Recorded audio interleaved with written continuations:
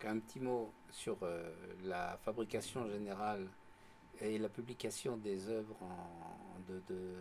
Bon, je recommence. Donc un petit mot sur les publications de problèmes d'échecs en général. Il y a dans chaque pays des revues qui sont consacrées à l'édition des problèmes d'échecs. En France, il y a une excellente revue qui s'appelle Phoenix, qui est tenue par Laurent Riguet et tous ses collaborateurs. Et c'est dans cette revue que nous avons publié ce problème-là qui est présenté. Et on l'avait publié dans les années 90, mais dans les années 2000, il a fallu faire une version corrigée parce que la première version s'est avérée démolie, avec une solution beaucoup plus courte. Donc on espère bien que celle-là tienne, bien qu'il n'y ait pas eu vraiment de test ordinateur, parce que en 34 coups, c'est un peu long pour les ordinateurs.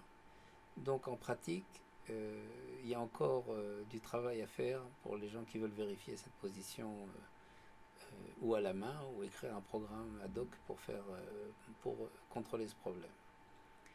À part ça, la seule revue française aujourd'hui consacrée aux problèmes d'échecs, c'est la revue Phoenix, et je vous la conseille sans aucune réserve. C'est une excellente revue et vous avez la promesse de beaucoup de plaisir à sa lecture.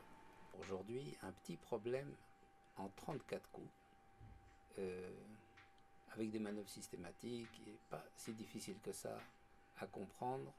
Donc on s'en occupe tout de suite. Les gens qui veulent résoudre, s'ils veulent, ils mettent en pause, ils commencent à réfléchir à résoudre. Et je vais expliquer quelques petits trucs. Il y en a d'autres qui pourront se mettre à résoudre après coup. Donc voyons déjà la position du roi noir qui est complètement enfermé sur G8, G7 et H7 parce que d'un côté le cavalier F6 peut jouer sur G8 et sur H7 et de l'autre côté le pion H6 peut prendre en G7. Donc d'un côté le roi noir est complètement enfermé, de l'autre côté le cavalier F6 et le pion H6 ne peuvent pas jouer parce qu'ils libéreraient le roi et donc ça n'irait pas. Pour ce qui est de la statique des autres pièces noires, on voit que la tour cloue le cavalier C8, le cavalier C8 est protégé par le cavalier A7 et il y a le pion C7 qui peut jouer, il y a les autres pions qui peuvent jouer sur leur colonne et le fou B6 qui peut jouer dans la mesure où le pion C7 ne bouge pas, le fou C6 est quand même enfermé dans 4 cases qui sont B6, A5, B4 et C5.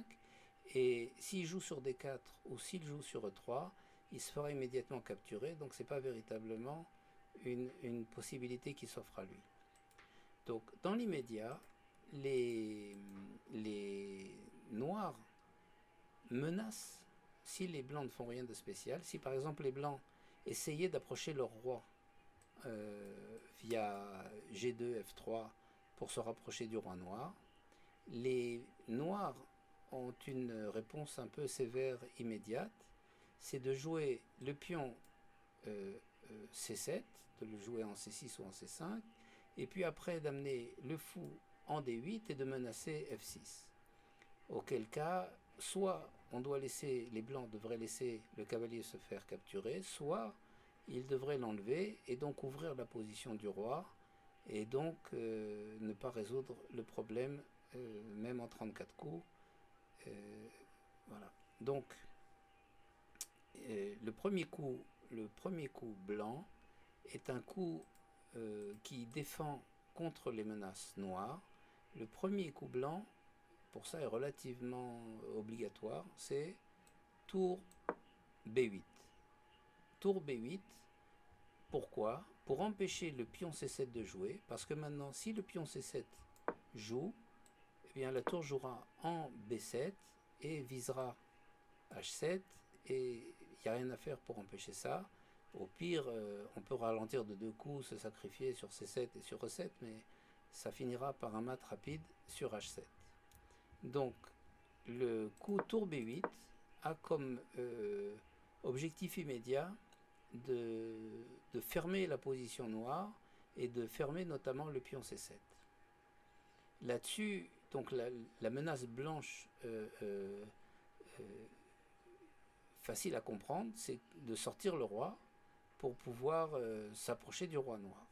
Donc les noirs de leur côté aussi jouent le seul coup qui est véritablement utile pour eux, à savoir ils jouent pion H4, H3 pour fermer la case G2 et pour empêcher donc le roi blanc de sortir. Donc ça, c'est la position, disons de base. Après le premier coup, les acteurs se mettent en place, se sont mis en place, et donc c'est au blanc de jouer, et il faut voir ce qui peut se passer. Donc là, de nouveau, ceux qui veulent maintenant se mettre à résoudre peuvent le faire. Alors on voit que les cases A2, B2, C2, D2, E2, F2, G2, H2 sont de manière permanente inaccessibles au roi blanc. Parce que évidemment, le pion F2 et le pion E3 ne peuvent pas jouer parce qu'ils confinent le fou. Et si jamais le pion F2 ou le pion E3 jouait, le fou se retrouverait libéré et donc ferait des misères, notamment en visant F6, et libérerait la cage du roi noir. Donc on se retrouve avec un roi qui est roi blanc, qui est entièrement confiné sur la première rangée. Le plan général de gain pour les blancs, le plan général pour mater, c'est de déclouer le cavalier. Il y a pas, pour chercher une activité, la tour ne peut pas rester sur la 8e. Donc elle sera obligée de jouer en déclouant le cavalier et en allant chercher une case où elle peut mater près du roi noir. En pratique, quand on regarde toutes les colonnes et les rangées qui sont bien fermées à son accès, la seule route espérable pour la tour, c'est de jouer de tour B8 à B1, de B1 à G1 et de G1 viser G8.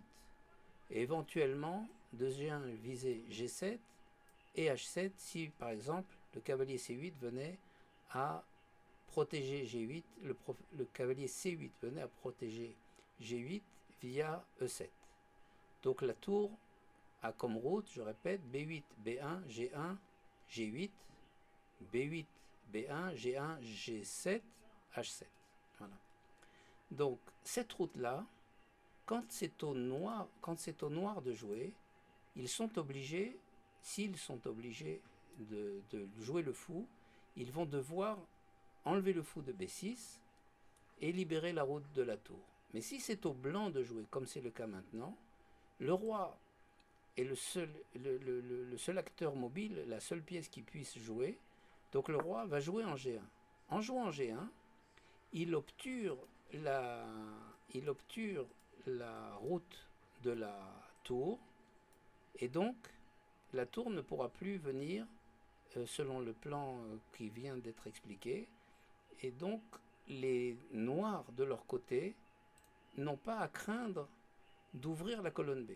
Donc quand j'ai joué roi G1, les noirs peuvent me répondre par fou A5 sans craindre que la tour vienne, puisque ça serait forcément trop lent. Et si c'était trop lent, les noirs pourraient jouer cavalier E7, cavalier G8, et menacer en F6 ou menacer en H6. Donc, après roi G1, fou A5, si maintenant on revient en arrière, on joue roi H1, et ben le fou reviendra en B6 et on n'aura pas avancé du tout.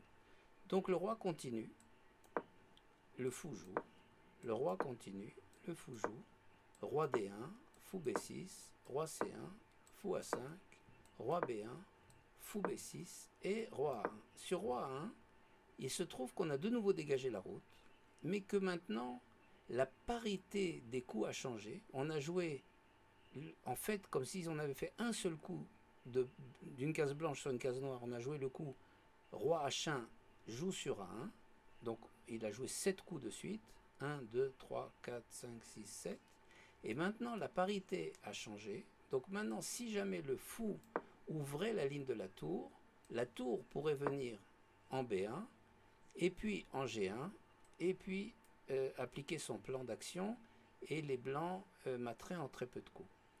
Donc, pour ce motif, le fou ne quitte pas B6, et les noirs choisissent de pousser un pion. Ils peuvent pousser le pion H ou le pion A, mais ils poussent, disons, le pion A. Et maintenant, le seul choix qui reste au blanc, c'est de revenir avec le roi. Donc on fait roi B1, fou C5, roi C1. Pour montrer qu'ils peuvent jouer en B4, je le joue en B4, mais c'est pareil que B6. Roi D1, fou C5, roi E1, fou B6, roi F1, fou C5, roi G1, fou B6, roi H1. Et de nouveau la parité est inversée, et de nouveau les noirs sont contraints de pousser un pion. Mettons le pion A4. Donc maintenant on revient de nouveau, roi G1, fou C5, roi F1, fou B6, roi E1, fou A5, roi D1, fou B6, roi C1, fou A5, roi B1, fou B6, roi A1, et le dernier coup d'attente, la dernière cartouche de pion noir, pion H4. Et bien on fait la dernière route du roi blanc qui travaille bien. Roi B1, fou A5, roi C1, fou B1, roi D1, fou A5, roi E1, fou B6, roi F1, fou A5, roi G1, fou B6, roi H1. Et maintenant, les noirs n'ont plus de coup d'attente disponible. Comme on a vu, le pion C7 ne peut pas jouer, le cavalier A7 évidemment ne peut pas jouer, et donc il joue, mettons, fou C5.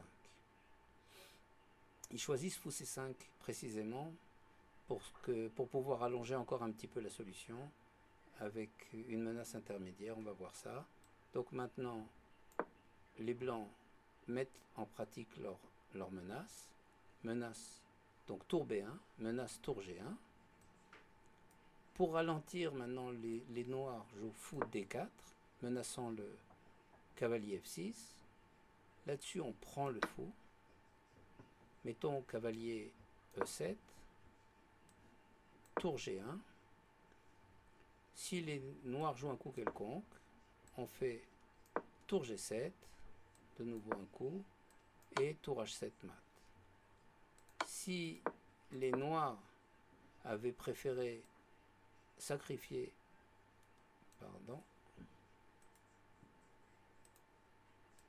si les noirs avaient préféré, au lieu de jouer cavalier A7, C8, sacrifier sur G6, eh bien nous aurions eu tour prend G6, un coup quelconque, et tour G8 mat. Voilà, donc on a montré qu'un problème en 34 coups qui a l'air impressionnant, finalement se résout sans trop de difficultés. La solution se comprend sans trop de difficultés. Peut-être que pour résoudre, ça demande un peu plus de temps, mais normalement, on doit y arriver sans trop de difficultés. Voilà. Alors, merci beaucoup et à bientôt.